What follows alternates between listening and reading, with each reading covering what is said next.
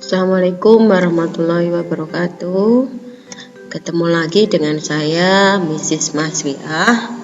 Kali ini kita akan mempelajari tentang daily activities atau kegiatan sehari-hari yang sering kita lakukan. Nah, berikut ini ada beberapa gambar yang tentang kegiatan sehari-hari yang kita lakukan. Misalnya, I get up at 5 o'clock. I take a bed at 6 o'clock and etc. dan lain sebagainya. Itu adalah contoh gambar-gambar yang sering kita lakukan sehari-hari, mulai dari bangun tidur, mandi, berpakaian, kemudian berangkat sekolah, tidur siang, bermain, dan lain sebagainya.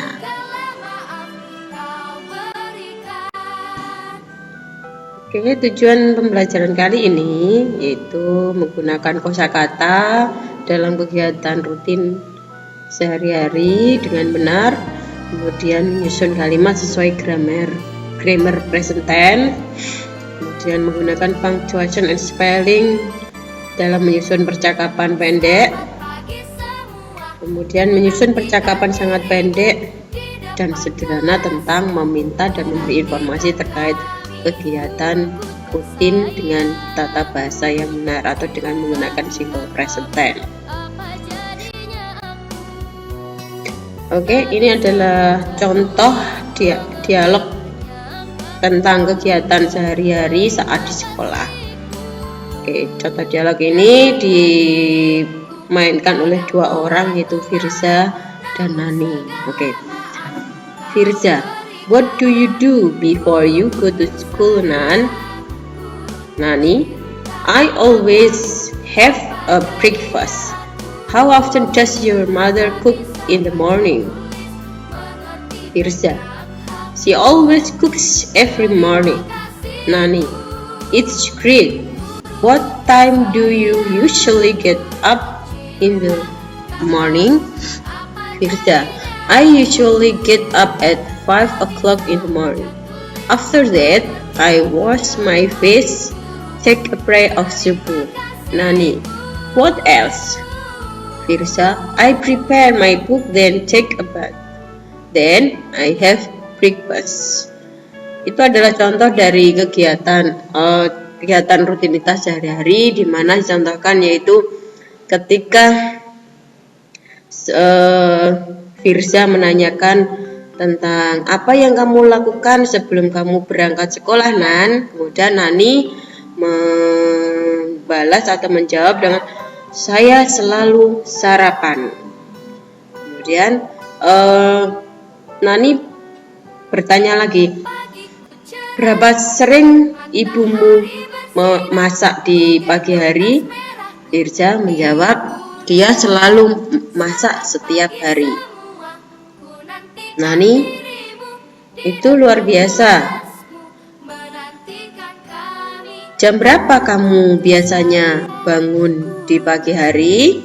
Firza menjawab, saya biasanya bangun jam 5 pagi. Setelah itu saya mencuci muka, wudu, dan sholat subuh. Kemudian Nani, apa ada yang lain?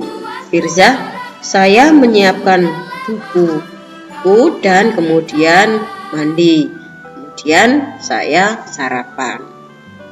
Oke, itu adalah contoh dari dialog tentang kegiatan sehari-hari.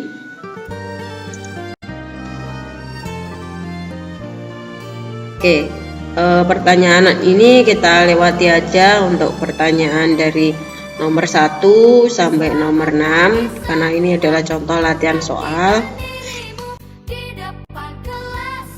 Nah, ini fungsi sosial dari simple present tense adalah untuk menyatakan kegiatan atau aktivitas yang terjadi sehari-hari secara umum. Nah, contohnya ini kalau mau menanyakan aktivitas. Yang pertama, what time do you get up in the morning? Ada di nomor 1. Kemudian, where do you go after you wake up? What do you do in bedroom? What do you do after you take a bath? How often do you take a bath? Nah, itu adalah biasanya bagaimana menanyakan aktivitas seseorang. Nah, berikut ini adalah responnya atau jawabannya yang biasanya digunakan untuk menjawab dari pertanyaan di atas. I usually get up at 5 o'clock in the morning. I go to bedroom. I brush my teeth. After take a bath, I have breakfast. I take a bath twice a day. Jadi kalau nomor 1 pertanyaannya, what time do you get up in the morning? Responnya adalah I usually get up at 5 o'clock in the morning. Jadi maksudnya ini, jam berapa kamu bangun di pagi hari? Responnya adalah saya biasanya bangun jam 5 pagi. Oke, di sini ini adalah grammar dari simple present tense atau rumus dari simple present tense yang tadi, di mana simple present tense itu digunakan untuk menjelaskan tentang kegiatan sehari-hari atau tentang menjelaskan sesuatu yang terjadi saat ini atau present. Oke, ini bentuk dari rumus simple present tense. Karena di sini ada 2 rumus. Yang pertama itu rumus yang atas itu adalah rumus untuk kalimat verbal, yang bawah ini adalah rumus untuk kalimat nominal. Apa sih bedanya kalimat verbal dan kalimat nominal? Kalimat verbal itu adalah kalimat yang menggunakan kata kerja. Contoh misalnya, saya pergi ke sekolah.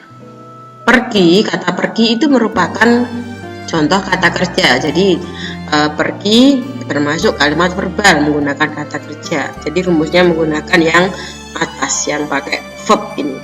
Kemudian yang kalimat nominal itu adalah kalimat yang tidak menggunakan kata kerja. Contohnya, saya seorang siswa, saya seorang guru, dan lain sebagainya. Jadi tidak ada kata kerja. Tidak ada kata kerja. Nah, rumusnya pakai yang bawah, yang menggunakan rumus kalimat nominal.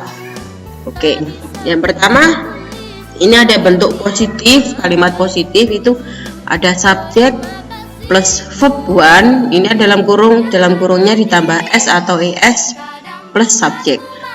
Kenapa sih di sini kata kerjanya ditambahi s atau es? Itu yang membedakan jika subjeknya she, he, it, subjeknya she, he, it, maka verbnya wajib ditambahi s atau es.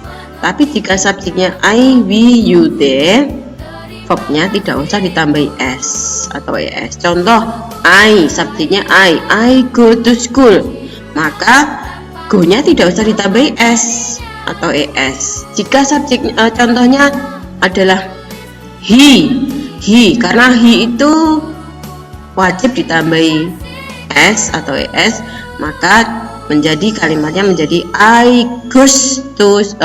he goes to school karena subjeknya adalah he. Oke, itu untuk kalimat yang verbal.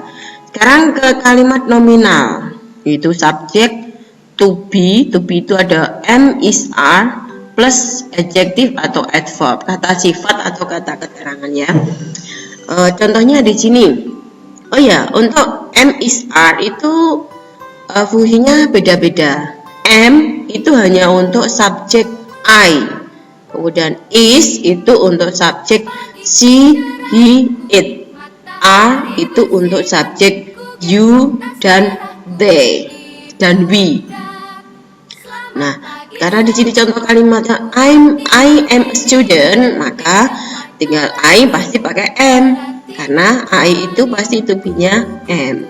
Tapi jika contoh kalimatnya he, nah karena he ini subjeknya beda, maka he itu pakai is. He is a student gitu ya. Oke. Contoh ke kalimat negatif. Kalimat negatif yang verbal dulu. Subjek plus do atau does plus not plus verb one atau kata kerja satu plus bla bla bla. Contoh dari contoh yang atas tadi, I go to school. Jika diubah menjadi kalimat negatif maka I don't go to school. Don't itu berasal dari kalimat do dan not gabung menjadi satu, atau bisa ditulis juga I do not go to school. Tapi jika contoh kalimatnya he goes to school, karena ini sanksinya he, maka dibuat kalimat negatif adalah he doesn't atau he does not go to school gitu ya. Selanjutnya adalah yang kalimat nominal, subjek, to be plus not plus adjective atau adverb. Contoh kalimatnya tadi I am a student, maka tinggal tambahin not saja di belakangnya to be. I am not a student. Tapi jika contoh kalimatnya he is a student, maka tinggal tambahin not, he is not a student gitu. Selanjutnya adalah kalimat tanya atau interrogatif ya. Kalimat tanya atau interrogatif itu dimulai dari yang verbal, dimulai dari kata bantu do atau does plus subjek plus verb one plus objek. Contoh misalnya kalimatnya adalah I go to school. Jika diubah menjadi kalimat hanya, maka dimulai dengan kata do. Kenapa sih kok pakai do? Karena subjeknya I, maka menggunakan do. Berarti do I go to school? Nah seperti itu. Tapi jika contoh kalimatnya he goes to school, maka kalimatnya menjadi does he go to school? Nah itu untuk kalimat yang verbal. Kemudian untuk kalimat yang nominal dimulai dari to be dulu plus subjek plus adjective atau adverb. Contohnya I am a student, maka kalimat tanyanya adalah am I a student. Jika kalimat tanyanya kalimat positifnya yaitu he is a student, maka is he a student. Nah gitu contohnya. Oke.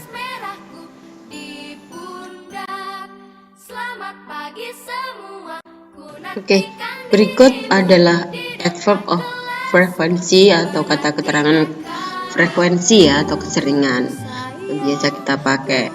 Nah, kalau biasanya kita tahu always itu selalu, berarti 100%. Nggak pernah.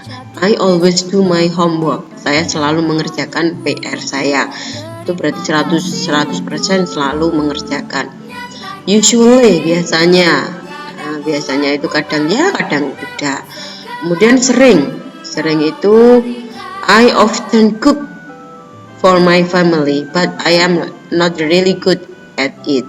Saya sering memasak untuk keluargaku, tapi saya tidak begitu baik atau begitu bagus dalam memasak.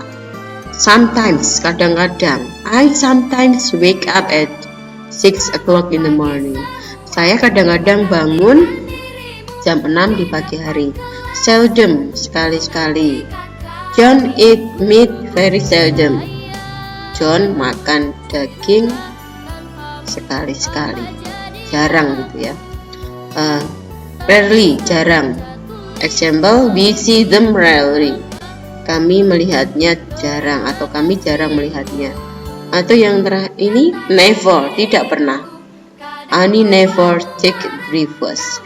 Ani tidak pernah sarapan. Oke, begitu tadi penjelasan dari saya.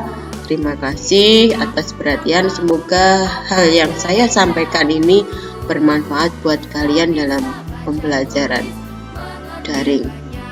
Semoga tetap semangat dalam belajar. Tetap jangan lupa sholat.